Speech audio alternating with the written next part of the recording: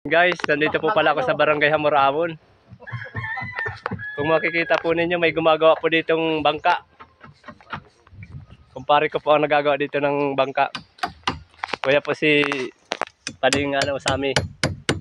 Maray na, hapon po. Ako po pala si Samuel Colina, nagagawa ng bangka dito sa Hamoraon.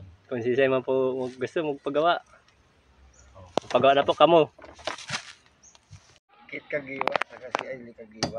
Anak ko nila. Ano pa di naman daw yan magagaba ng alon? Ayun na, yan po, sug mo.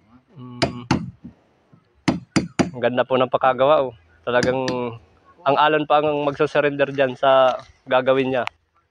Ang pangalan po daw ng bangka na ito ay Kylie Ellis. Ang may-ari po daw niyan ay si Kit Kagiwa. Saka si Ailey Kagiwa. Ayan po yung daddy nila. Oh, sa mo, taga Batangas. Taga Batangas kami. Taga Batangas po ang may-ari. Tingnan niyo po at ang galing ng pakagawa. Pinipinahan na intero.